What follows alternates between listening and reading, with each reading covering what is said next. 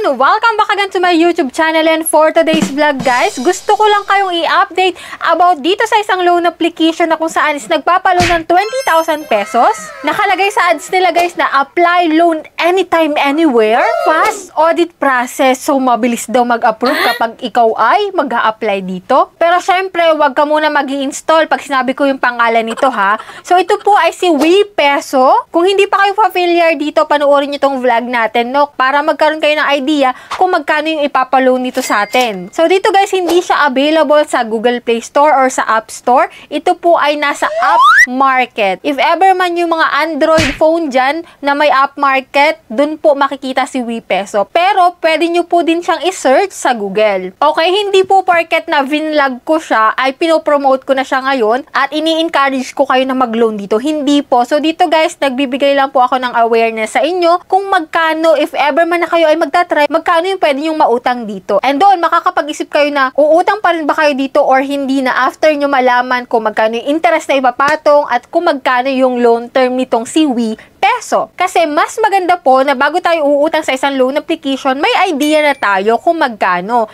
And then, may idea na tayo kung okay yung application, kung legit siya, at kung hindi siya lang haharas. So, dito nga guys, if ever man na mag-flash ito sa screen nyo o magpakita kung saan-saan dyan sa Facebook, alam nyo na, no? May idea na kayo. So, dito guys, kay WePeso, sabi ko nga kanina, 20,000. Pero bago pala yun, guys, bago tayo tumungo dito kay WePeso, kung gusto mong sumali sa akin pa GCash giveaway, every Monday po ha, nag-announce po ako ng 5 lucky winners. At tuwing Monday po yung announcement, and every last Monday naman, may isang mananalo ng pa-cellphone giveaway. O, diba? Naghahanap ka lang dyan ng pwede mong utangan online, may chance ka pa na manalo sa pa-GCash at pa-cellphone ko. Anyway, hindi ko napapatagalin pa, dako na tayo dito kay WePeso.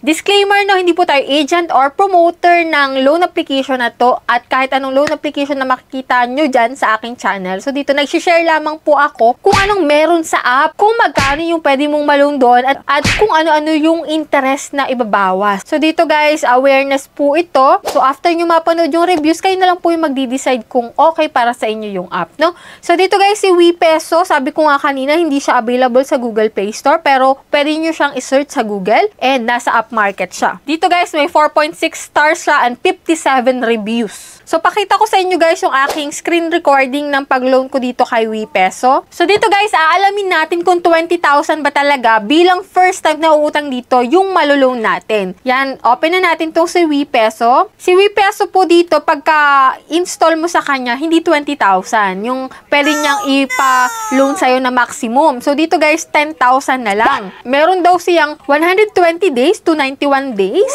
And yung loan release dito is 2 hours to 24 hours. Medyo matagal na yun ha. Kasi yung ibang mga loan application, yung pang-ganyan nila is 3 minutes, 5 minutes. So, ito 2 hours ha. So, tingnan natin, no? Check muna natin. So, register now tayo. So, dito guys, meron siyang permission.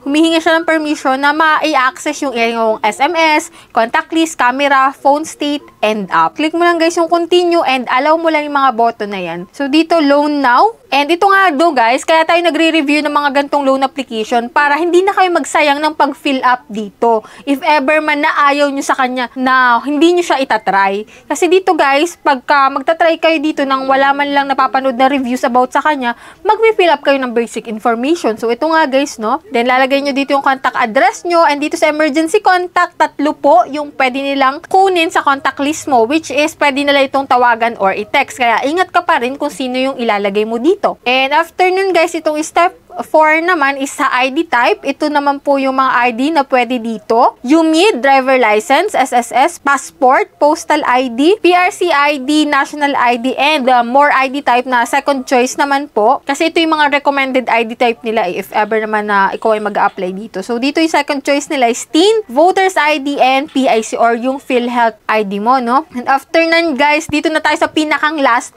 which is ito na. 2,000 lang pala yung ipapaloan niya sa atin. Kanina, sabi, 20,000, then naging 10,000 kasi first time tayo. And ito nga guys, 2,000 pesos. Sabi ko nga sa inyo guys lagi na huwag kayo mag-expect ng malaking loan amount kung kayo ay first time na maglo-loan. So dito guys, nakalagay na 7 days. So dito pa lang mapapag-isipan mo na kung i-click mo yung submit button kasi nakalagay na dito na 7 days. And dito, check natin, i-continue natin, no? So dito sa payment channel, ito po yung pwedeng pagtanggapan mo ng pera, GCash, Bank, Paymaya, and RD Pawn Shop. Dito guys, may channel fee na 50 pesos, 55 up to 110 pesos. So, yan. GCash yung pinili ko dito, guys. And ito. So, dito, after nun, ipapakita na sa'yo yung mga ibabawas. Kasi hindi naman 2,000 pesos po yung marireceive mo. Hindi ganun kabuo. So, ito, ibabawas yung interest na pwedeng 144 to 224. Service fee na 216 pesos to 336 pesos. Dahil GCash yung pinili ko, 50 pesos. Ang amount or estimated amount na pwede mo na lang ma-receive is around 1,390 to 1,590. Dun ka na sa pinakang worst, which is 1,390 para hindi ka na mag-expect or hindi ka na ma-disappoint, no? So, 1,390 na lang yung ma-receive mo sa 2,000 pesos. So, okay ba sa inyo si WePeso or hindi? Ida-download nyo pa siya or hindi? So, para sa akin, dun sa binawas niya na halos ay 610 pesos na interest sa 7 days, malaki na po talaga yun, no? Malaki po yung interest na yun. Kasi sa ibang loan application, yung 610 pesos na yun, pang 2 months na yun, pang 3 months. So, ito guys, kay WePeso, no, 7 days lang, 610 agad yung ibabawas na loan. So, yan, 7 days lang to. Yan yung meron dito kay WePeso. So, sino na dito yung nakapag-loan na dyan? Paki-share po dyan sa comment section kung kayo nakautang na dito kay WePeso para at least yung mga bago pa lang mag-a-apply dito is mapapaisip sila na, ano kaya, magta-try akong mag-apply dito kay WePeso or hindi after ko mabasa yung mga ganyang comment. Kaya, mag-isip muna kayo ng makailang ulit, manood ng review, magbasa ng review bago kayo mag-install at mag-submit ng application sa mga loan application kasi hindi biro yung mararanasan nyo dyan. Lalo na sa interest, ay paano pa kung may mga harassment pa? Nako. Kaya, think twice at do your own research. So, yan lang yung meron dito. Sana nagkaroon kayo ng idea sa mga bago pa lang dyan mag-a-apply sa loan application. Kung hindi ka pa nakasubscribe sa aking YouTube channel, kaya click na subscribe button,